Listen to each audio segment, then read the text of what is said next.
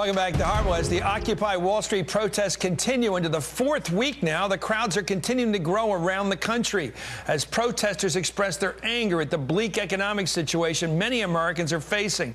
Now there comes a report that adds some validity to that anger. According to the New York Times, average household incomes fell more after the recession than during the economic crisis itself. During the period between June 2009 and June of this year, household incomes fell 6.7% to just under $50,000 compared to a 3.2% fall from December of 2007 to June 2009 when average household incomes were over $53,000. So many politicians have begun to weigh in on the protests falling along partisan lines. So who will ultimately end up benefiting from the Occupy Wall Street movement? Our question right now. Ron Christie's a Republican strategist and Steve Kornacki's a writer with Salon. Gentlemen, thank you for joining us. I guess I have to ask you, first of all, what is your emotional reaction when you see those people in the streets, particularly downtown New York in the Wall Street area? Ron Christie, what's your personal reaction to seeing these pictures of people down there? Well, it's pretty moving to see a large number of folks protesting in the streets, Chris. I guess my first emotional response is, I feel your pain, I understand where you're coming from, but go get a job. Go get a job. So you think they're there by their own problem. They just blew it.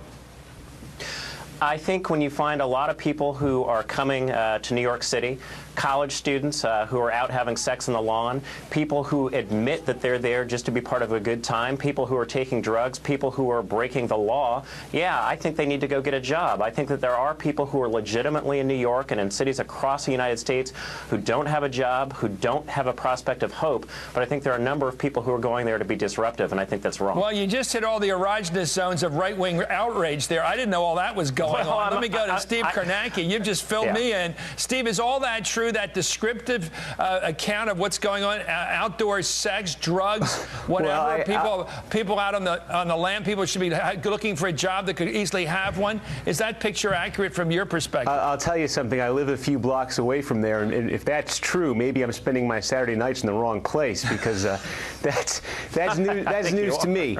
Well, give me your description of all the points in that crowd. Well, I mean, I think it's a diverse crowd. I think what it started as a few weeks ago is probably different than what it's become since then, because it's grown. I think if you looked at sort of the hardcore, component of this thing at the start, it was extremely decentralized. I think it was very disconnected from politics, from having a political agenda, and I think it really just expressed frustration more than anything else. I think what's happened is people looked at that frustration. You look at, for instance, the New York Times story you're talking about right now, where the duration of unemployment now, the average duration of unemployment for somebody, Ron is saying go get a job. Well, this is as high as it's been since the Great Depression. We're talking about an average of 40 weeks now, at least, that people are out of work. And that's just the people who are still looking for work. I mean, how many people have given up in this economy? So I think people coming from that perspective looked at these protests and they saw something that resonated with them. And I think that's where it's coming to express. It's hard to be. It's like Kennedy talking about the guys back from Vietnam. Ron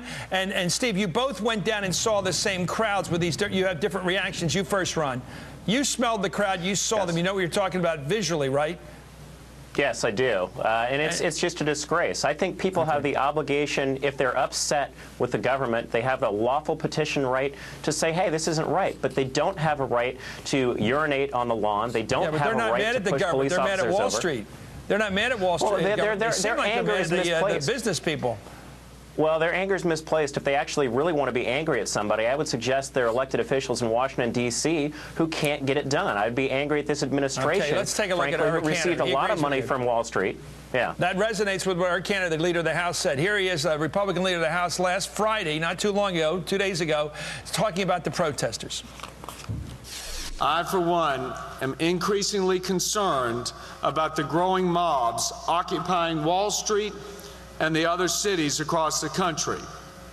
And believe it or not, some in this town have actually condoned the pitting of Americans against Americans. Well, here's who he's talking about. Nancy Pelosi, the Democratic leader, hitting back and defending the protesters just yesterday. Let's listen. I didn't hear him say anything when the Tea Party was out demonstrating, actually spitting on members of Congress right here in the Capitol, and he and his colleagues were putting signs in the windows encouraging them. Steve, there you have the difference. I guess a mob looks like a mob if you're looking at it from the right. If you're looking at it from the left, if you will, or center left, it looks like your people. But it is true. Why were the Tea Partiers not called a mob?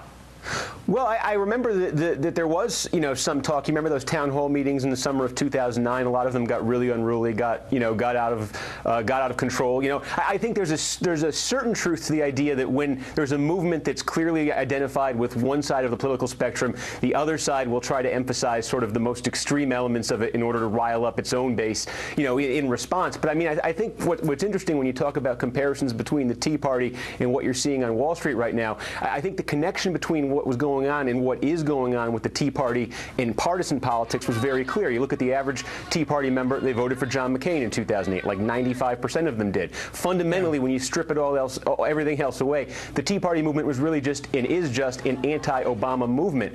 I think it's fair to say that the values that are sort of shaping the Wall Street movement are probably more on the left than the right, at least as we now define the political spectrum. But I don't think at this point, at least, we can connect it as easily to partisan politics. We have Nancy Pelosi.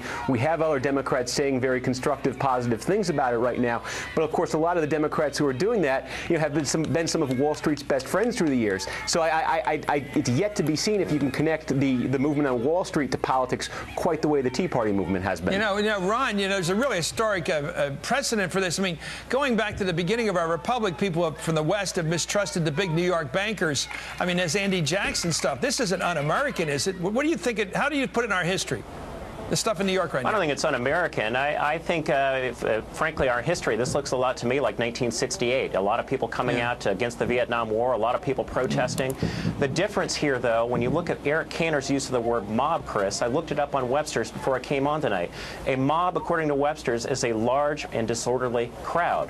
What you have in New York City is a large group. Some of these folks have been disorderly. By definition, that's a mob. You didn't see the same sort of activity with the Tea Party, and this allegation that Nancy Pelosi just had, this has me so angry. I was at that Tea Party rally when she said that members of Congress were spat upon. I was standing right there. I saw these members of Congress who are the members of the Congressional Black Caucus. I didn't see a thing. So if she's got some proof, I'd like to see it. But denigrating the Tea Party, who've been largely peaceful in their demonstrations, is nowhere near analogous to what we're seeing in New York and elsewhere. But you may be right, but you're wrong about the 60s. I loved them. They were fabulous. And I loved a good part. I didn't like the assassinations, obviously.